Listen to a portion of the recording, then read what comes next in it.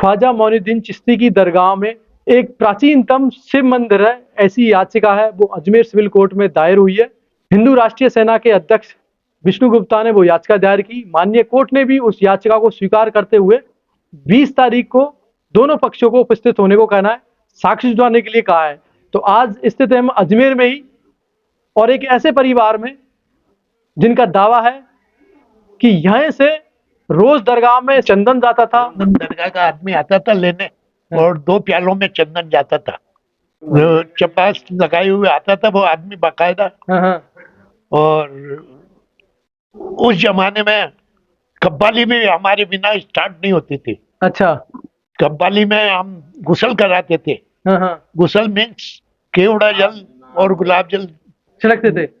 वो वहां से हमारे लिए बाकायदा आदमी आता था, चपड़ा वो पहना हुआ चौकीदार, मतलब ये समझिए उनका सूबेदार या कोई सैनिक। वो आता था तो वो गुलाब जल की वो लेके जाते, केवड़ा जल का प्याला, वो मटका मटका कुंजे टाइप होता था। अच्छा, फैलता हुआ जाता था हमारा टाइम में। नहीं कुंजा नहीं होता है। अच्छा, पीतल का उसमें नल मुंडा होता है यूं और यूं गोल होता है नीचे, उसमें गुलाब जल कोई केवड़ा जल जाता था।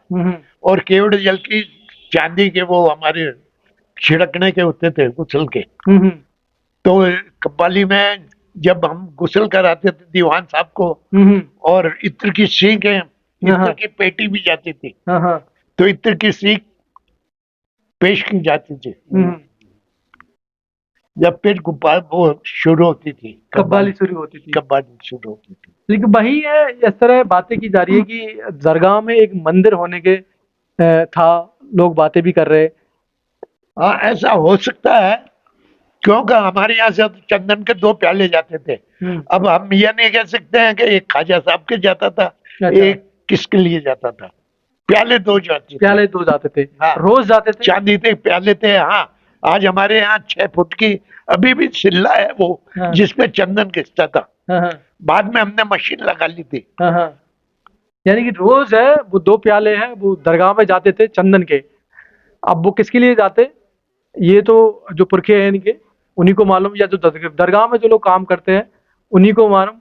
लेकिन है डेली है वो इनके घर से नियम था, इनके घर से, हिंदू परिवार है, इनके घर से 1-2 प्याले जाते थे चंदन के। अब वो दरगाह में काम आते थे। वास्तव में जैसा हमारे बडेरे कहते थे कि हम दिल्ली निवास करते थे, और अकबर के टाइम में हम वहाँ के राजगंधी थे। अच्छा। गंधी यानी इत्र वगैरह सब भाई। बडेरे ऐसा कहते हैं कि जो नूर क्या बेगम का नाम था, वो बेगम साहिबा, जो भी बेगम साहिबा थे, उनके मतलब जल गई थी वो।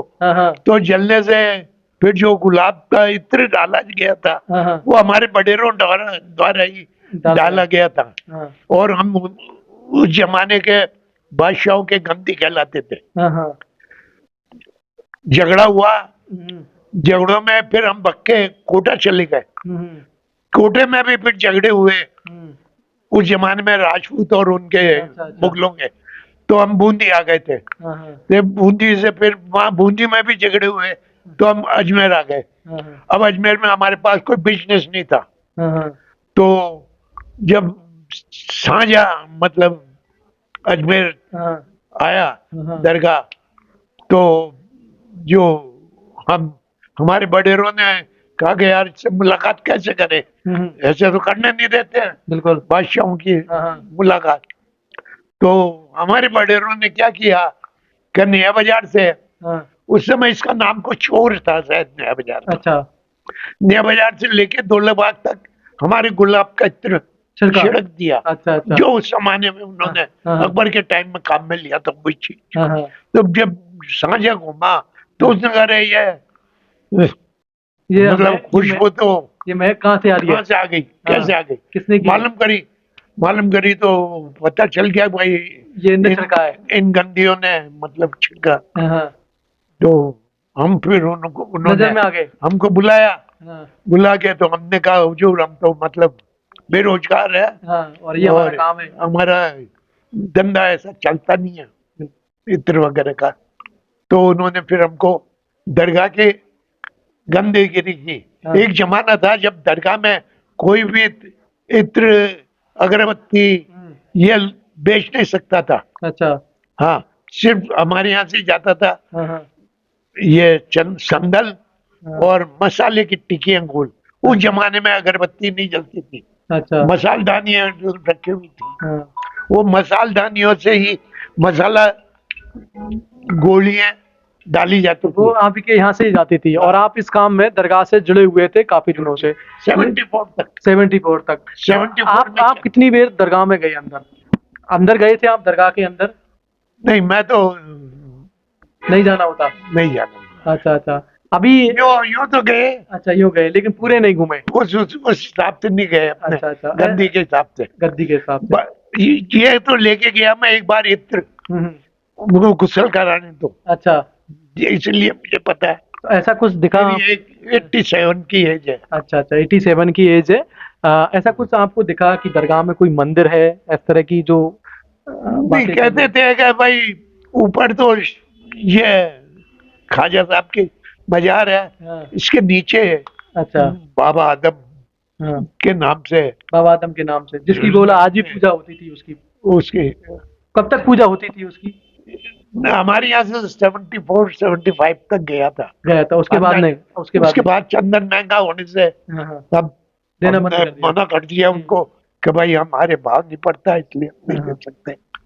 यानी कि 1975 तक है, इनका परिवार है वो दरगाह में है, वो और चंदन है, इसका वो हमारे इत्र आज भी सिल्ला है, अच्छा चंदन कृष्ण की सिल्ला है, चल रहा है। जिसकी 2 फुट बाई 4 फुट वो यही है। वो मकान बंद पड़ा है हमारा, अच्छा अच्छा। उसमें तो लगातार इनका कहना है कि चंदन है वो इत्र है वो हमारे यहाँ से ही जाता था। संगल बोलते थे। संदल बोलते थे जिसे, और दरगाह में रोज जाता था। अब दो Daily। दो प्यालों में जाता था। 2 प्याले। अब वो किस में यूज होते थे? 2 प्याले दोनों दरगाह के लिए यूज होते थे, या वो है एक दरगाह के लिए एक मंदिर के लिए यूज होते? क्योंकि वहां तक है किसी की एंट्री नहीं थी, वहां तक जाने की किसी को अलाउ नहीं था। लेकिन है वो इनके परिवार से दोनों जो प्याले हैं चंदन के वो रोज जाते थे। 1975 तक उन्होंने भेजे। उसके बाद है उसका जो बनाने का खर्च है वो महंगा हो गया, चंदन महंगा हो गया। उसके बाद इन्होंने मना कर दिया कि हम आगे नहीं भेज सकते क्योंकि हमारे वो पड़ता नहीं है, खर्चा निकलता नहीं है। लेकिन 1975 तक इन्होंने 2 प्यालों के रूप में चंदन लगातार भेजा दरगाह में। तो देखना है कि लोगों की हमारे परिवार का मतलब हमारे परिवार का दरगाह की एक किताब निकलती थी कोई जमाने में, उसमें भी हमारा हवाला है। अच्छा, कि आप वहां पर लगातार चंदन केसरीमल विजावत के नाम से, केसिमल बिजावत के नाम से। वकील केसरीमल विजावत के नाम तो से। अलग अलग तथ्यों के आधार पर, अलग अलग निष्कर्षों के आधार पर लोगों की अलग अलग राय विचार है। लेकिन दोनों पक्षों को कोर्ट ने बुलाया है, वो अपना क्या क्या साक्ष्य पेश करते हैं। एएसआई क्या सर्वे करती है, अल्पसंख्यक मंत्रालय हो, एएसआई हो या दूसरा पक्ष हो, वो क्या निर्णय पर पहुंचते, क्या रिपोर्ट पेश करते, उसके आधार पर है माननीय कोर्ट है वो आगे का फैसला करेगा। लेकिन दबी जुबान पर कुछ लोग खुलकर, कुछ लोग दबी जुबान पर वो दावा स्वीकार करते कि हाँ वो मंदिर था। एक पक्ष कहता है मंदिर था, दूसरा पक्ष कहता है ऐसा कुछ नहीं है, सभी धर्मों के लोग दरगाह में जाते और ऐसा सिर्फ ये राजनीतिक प्रोपेगेंडा है। तो मैं धनराज योगी, जगत तक न्यूज, अजमेर।